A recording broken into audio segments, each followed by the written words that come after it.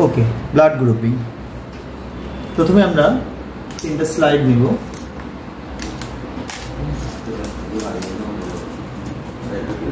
Slide 3টাতে marking করে নিব।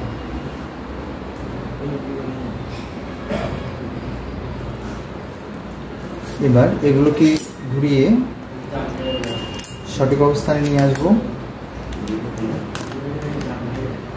প্রত্যেক স্লাইডে 1 ফোঁটা করে ব্লাড নেব।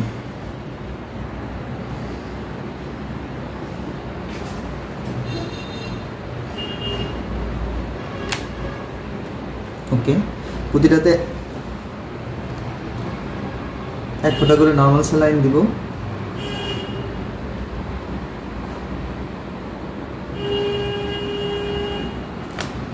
এবার একটা স্লাইডের একই কর্নার দিয়ে সবগুলো ভালোভাবে মিক্স আপ করে নিব। মনে রাখতে হবে এবার স্লাইডে কর্নারটা সেম থাকবে।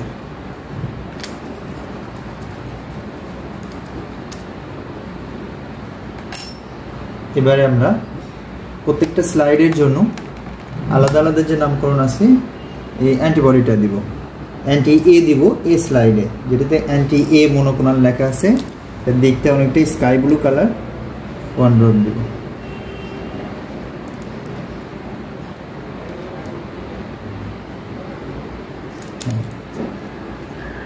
এবার বি স্লাইডে 1 ফোঁটা অ্যান্টি বি দিব। সাবধানতা হচ্ছে কোনোভাবে ব্লাডে টাচ লাগা যাবে না।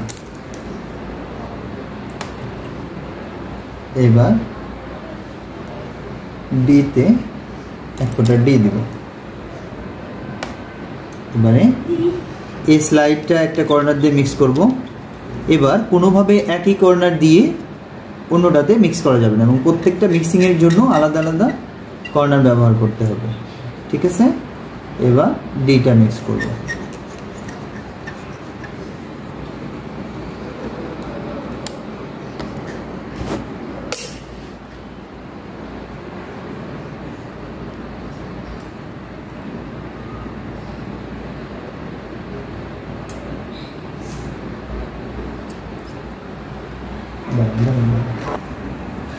আচ্ছা, আমাদের এ এবং বি স্লাইড এই দুটো আসলে গ্রুপ ইন্ডিকেট করে।